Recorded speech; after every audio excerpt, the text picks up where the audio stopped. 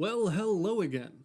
Have you ever thought about how World War II was probably the last popular war? Now, I know that's a weird term to use, popular, but let's compare that. Say we spend 20 years in the Middle East, for example, while the citizens back home don't quite understand why we are there anymore, and then when we finally do withdraw, we do it in possibly the worst way possible. Well, I don't want to talk about disillusionment today. Actually, I want to talk about that popular war, and more specifically, one man named Mad Jack Churchill. To start off with, thank you for watching, and please declare war with the like and subscribe buttons below. That way I can make you more videos. All right, fighting Jack Churchill. Now that is a man's man. I'm not going to say they don't make them like him anymore because they certainly do. They're out there. But let's just say in this day and age of social media, I don't think we support the same values that make a man or a woman like Jack. That being said, who is Jack Churchill and why is he so awesome? Well, to start off with, fighting Jack Churchill got his nickname Mad Jack when he decided to bring a longbow and a broadsword into battle with him. Now, some would go on to call this crazy, but I'd call him successful, otherwise, I wouldn't be talking about him today. Actually, he does have one quote on this subject where he says, "Any officer who goes into action without his sword is improperly dressed." Now, for the first chapter of the Mad Jack legend, we begin behind enemy lines, where Mad Jack and his company are trapped. As the first Germans approach, Mad Jack whips out his longbow and fatally shoots the first German approaching, all the while then grabbing his machine gun as he and his men defend themselves. Running out of ammo, Mad Jack actually gets shot in the shoulder. He shrugs that off like it's nothing, and then proceeds to lead his men through German lines and back to safety. Furthermore, there are accounts of Mad Jack drawing his sword during an amphibious beach landing and screaming at the top of his lungs and charging enemy gunfire and mortar rounds. Talk about the stones on this guy. Now, for part two in the Mad Jack legend, he actually spent some time away from the front lines due to a friendly fire incident, but do not worry, he comes back even crazier. So, this takes place in Molina, Italy, where he and his troops are tasked with taking a German post. However, living up to the crazy name of Mad Jack Churchill, he takes one lieutenant and sneaks off during the middle of the night, taking the first German post all on their own. But, as if that is not enough, they proceed to take the next German post, and then the next. And all the while, mind you, he's using his broadsword this entire time. However, at some point he loses his broadsword, but must move on. At the end of this whole fiasco, he and the lieutenant come back, and they've captured 42 German soldiers, including a German mortar squad. But we do not end there.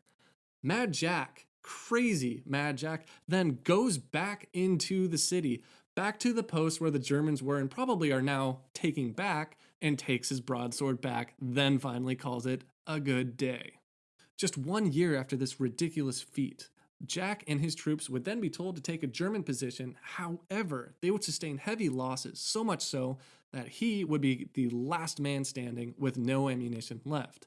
Facing certain death as the Germans approached, what does Mad Jack do? Well, he does what any person would do and whips out his bagpipes and starts playing "Will Ye No Come Back Again."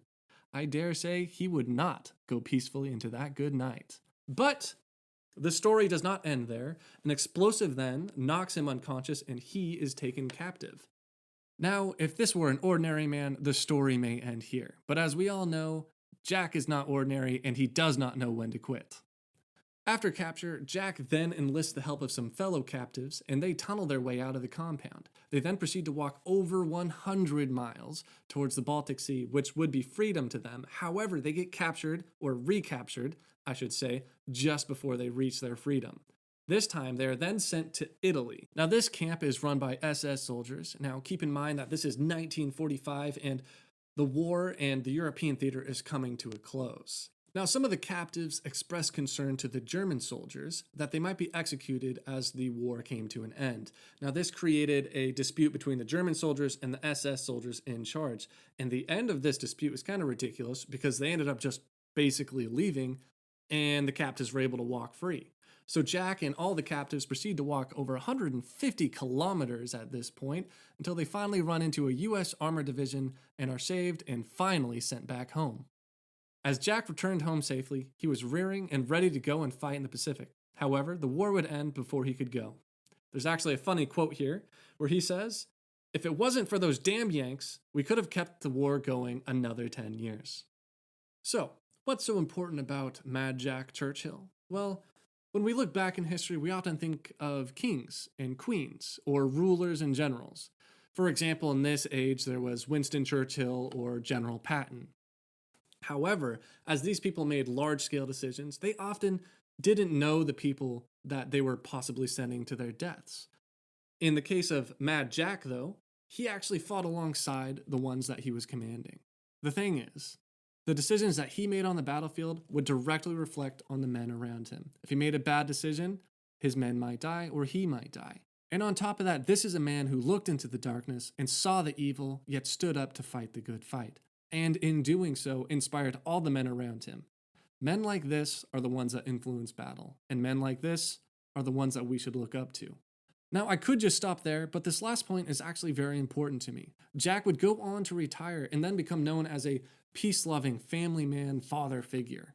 Now, what's important about this is you have Fighting Jack, Mad Jack. He's a crazy warrior, but then at the same time, he acclimates to the post-wartime era, and he becomes a gentle soul.